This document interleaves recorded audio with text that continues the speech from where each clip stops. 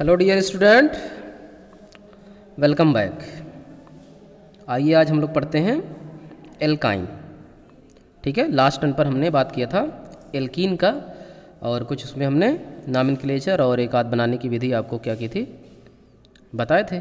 ठीक है, तो आज चलते हैं हम लोगों का जो टॉपिक है वो है एल्काइन। ठीक है, ये भी इसमें दो कार्बन एटम्स के बीच में क्या होता है कि आपका ट्रिपल बॉन्ड होता है। ठीक है, तो आपको पता होगा कि अगर डबल बॉन्ड और ट्रिपल बॉन्ड दो कार्बन के बीच में होता है तो उसे हम लोग अनसैचुरेटेड हाइड्रोकार्बन बोलते हैं। यानी कि एक तरह से ये भी क्या है, असंतृप्त यानी कि अनसैचुरेटेड हाइड्रोकार्बन है। ठीक है, और दो कार्बन परमाणुओं के मध्य क्या होता है इसमें, ये ट्रिपल बॉन्ड यानी कि त्रिबंध पाया जाता है, जिसमें एक क्या होता है बॉन्ड आपका सिग्मा और दो दो क्या होंगे, वो पाई होंगे। सिग्मा और पाई बॉन्ड आप लोग पढ़ चुके हैं ऑलरेडी। ठीक है, तो इसमें क्या होगा कि एक सिग्मा बॉन्ड होगा और दो क्या होंगे, पाई बॉन्ड होंगे।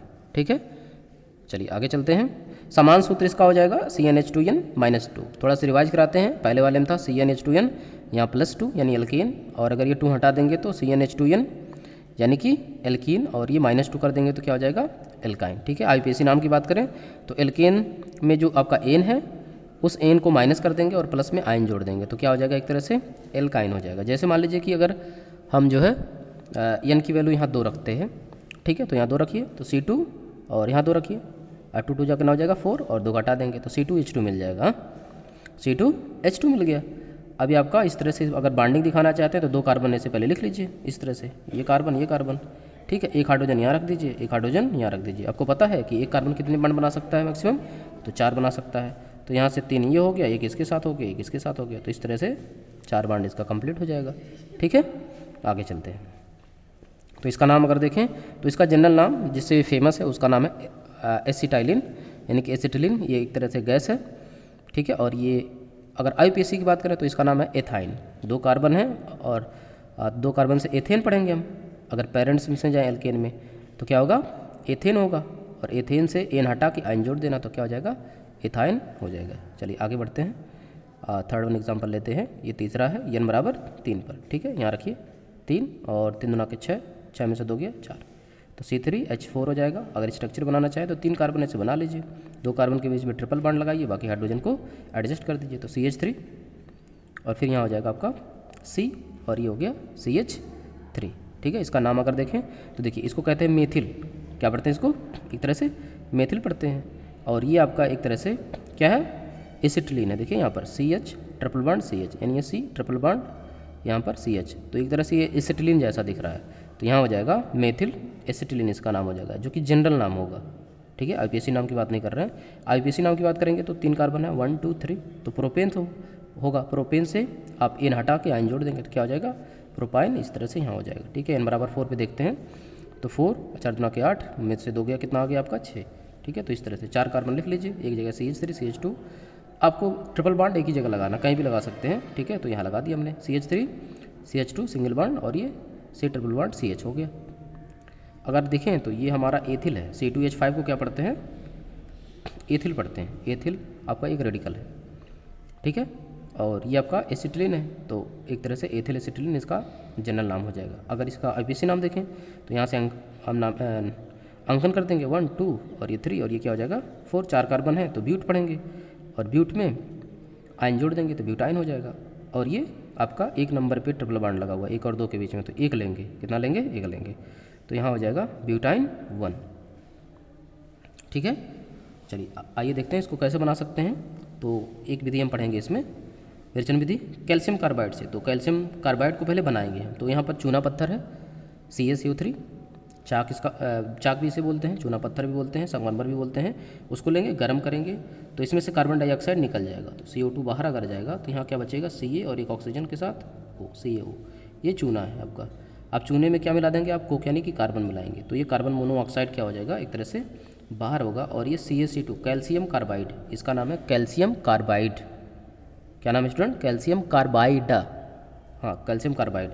ठीक है, कैल्शियम कार्बाइड की क्रिया हम जो किससे कराएंगे, वाटर से करा देंगे। तो कैल्शियम और आपका ये वाटर में OH होता है, आपको पता होना चाहिए। तो कैल्शियम और OH मिलके क्या बना लेगा, एक तरह से बुझा हुआ चूना बना लेगा, तो COH फुल ट्वाइस।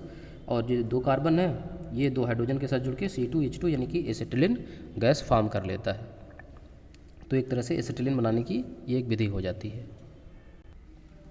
आइए इसके कुछ फिजिकल प्रॉपर्टी के बारे में बात करते हैं। प्रथम 3 जो सदस्य हैं इसके, ठीक है, जैसे मान लो कि आपका एसिटिलीन हो गया, प्रोपिलीन हो गया, उसके बाद ब्यूटाइन हो गया, वो तीनों की तीनों गैस हैं। अगले 8 जो सदस्य हैं वो क्या हैं, मतलब 3 के बाद 8 और जोड़ लीजिए, ठीक है। तो अगले 8 आपके होंगे वो लिक्विड स्टेट में पाए जाते हैं। अन्य जो होते हैं 8 मतलब 11 के बाद, शुरू के 3 प्लस में 8 और कितने हो गए 11, 11 के बाद यानी 12वां से लेकर के जितने भी इसके आपके कंपाउंड होंगे वो क्या होंगे, ठोस होते हैं, सॉलिड स्टेट में पाए जाते हैं और जनरली रंगहीन होते हैं, मतलब कलरलेस ही पाए जाते हैं। ये आपको थोड़ा सा दिमाग में रखना चाहिए बातें। आइए कुछ इसके केमिकल प्रॉपर्टी की बात करते हैं। तो हमने यहाँ पर सिंपली एसिटिलीन ले रखा है और इसको हम हाइड्रोजनेशन कराएंगे, हाइड्रोजनीकरण कराएंगे, ठीक है। और देखते हैं क्या होता है। तो प्लेटियम या प्लेटिनम पीटी या इसमें निकिल जो कैटलिस्ट है उसका यूज करते हैं, ठीक है। ये विधि आपकी स्टूडेंट वनस्पति जो आपका तेल होता है उसको वनस्पति घी में बनाने के लिए भी इस्तेमाल की जाती है, ठीक है। तो आइए, और उसमें जनरली जो कैटलिस्ट होता है वो आपका निकिल यूज किया जाता है, लेकिन इन तीनों में से कोई भी कर सकते हैं। तो ये एक बांड इसका क्या हो जाएगा, ब्रेक करेगा। तो एक बांड ब्रेक होगा तो फिर ये 2 हाइड्रोजन एक यहाँ पर और एक यहाँ पर ऐड हो सकते हैं। तो एक बांड ब्रेक करके एक हाइड्रोजन यहाँ, एक हाइड्रोजन यहाँ जोड़ देंगे, CH2 डबल बांड CH2 हो गया, ठीक है। फिर से हाइड्रोजन को ऐड करेंगे तो ये भी जो बांड है ये भी ब्रेक हो जाएगा। तो एक हाइड्रोजन आपका यहाँ जुड़ गया तो दूसरा वाला कहाँ जुड़ेगा, इस कार्बन से जुड़ जाएगा, तो CH3 बन जाएगा। एक तरह से एथेन बनाने की एक विधि हो जाती है, ठीक है। दूसरा देखते हैं, ये आपका प्रोपाइन है, 1 2 3 3 कार्बन है तो प्रोपाइन। अब इसमें हम हैलोजन को ऐड किए हुए हैं, ये जो X2 मीन्स हो गया जैसे F2 Br2 और क्या होता है आपका Cl2 फिर I2, ये हैलोजन समूह के जो गैसेस हैं इनको हम ऐड करेंगे यहाँ पर, ठीक है। तो अगर इनका रिएक्शन इसके साथ कराएंगे तो वही आपको फिर करना है, एक बांड यहाँ से ब्रेक करेगा, एक ब्रोमीन यहाँ और एक ब्रोमीन यहाँ आपका जाके जुड़ जाएगा, ठीक है। तो यहाँ हो जाएगा CH3, ये तो था ही ऑलरेडी, अब एक Br यहाँ जुड़ेगा तो CBr और डबल बांड बचेगा, यहाँ पर 3 बांड है तो CH Br हो जाएगा। फिर से अगर Br2 को ऐड करते हैं तो एक Br आपका कहाँ जाएगा, यहाँ पर, ये बांड फिर से ब्रेक कर जाएगा और एक यहाँ पर जाएगा इस कार्बन के पास, ठीक है। तो इस तरह से यहाँ बन जाएगा CH3 C Br और यहाँ पर Br और यहाँ पर Br, तो 4 Br। अगर हम इसमें अंकन करें कार्बन का तो 1 2 3, अब देखिए एक नंबर से Br है और एक नंबर से Br है तो दो बार है, 1 1 Br, ठीक है। फिर 2 2 पे 2 बार है, 2 2 फिर Br कितने हैं, टोटल 4 बार है, तो टेट्रा। और Br का नाम ब्रोमो होता है, तो ब्रोमो, और ये सिंगल बांड में बदल चुका है तो प्रोपेन पढ़ लेंगे। तो यानी कि प्रोपाइन से हम किस में चले गए, प्रोपेन यानी कि एन में चले गए, एल्केन में आ गए, ठीक है। एल्काइन से एल्केन में ट्रांसफ़र कर दिया इसको, ठीक। आइए फिर देखते हैं, ये आपका एसिटिलीन गैस है, लाल तप्त लोहे की नलिका में 873 केल्विन टेम्परेचर पर, अगर उसको हम गैस को क्या करते हैं, लोहे का कोई नलिका है और 873 केल्विन पर इसको हीट कर देते हैं, रेड हॉट हो जाता है। तो इसमें अगर प्रवाहित करते हैं तो इधर से बेंजीन निकलता है, क्या बनेगा, बेंजीन आपका बनेगा, इसका नाम बेंजीन है। क्या है, बेंजीन है। कैसे, देखिए 3 अणु हमने लिया है, ये भी एसिटिलीन, ये भी एसिटिलीन, ये भी एसिटिलीन, ऐसे इस तरह लिखा है ताकि आपको समझ में आए। एक बांड ब्रेक होगा, ये बांड यहाँ शिफ्ट कर जाएगा, ये बांड यहाँ शिफ्ट कर जाए और एक बांड यहाँ शिफ्ट कर जाए, तो हम वही बस शिफ्ट कर देंगे। देखिए ये आपका हो जाएगा C double bond CH double bond CH, तो यहाँ student CH double bond CH, ये बांड यहाँ आया, यहाँ समझिए यहाँ, तो यहाँ CH डबल बांड CH हो गया। फिर ये बांड यहाँ चला गया, तो ये बांड कहाँ आ गया, देखिए यहाँ खसक गया हुआ, इस तरह से खिसक गया है, तो यहाँ पर हो जाएगा।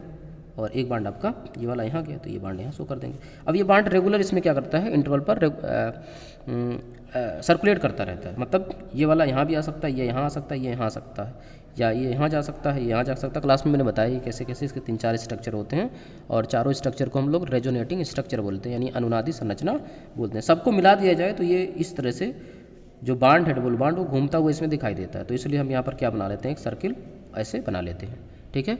आई थिंक समझ में आ गया होगा। और इसको हम लोग बोलते हैं बेंजीन, यानी कि एसिटिलीन से हम कहाँ पहुँच गए, बेंजीन में कन्वर्ट हो गए, ठीक है। चलिए, थैंक यू।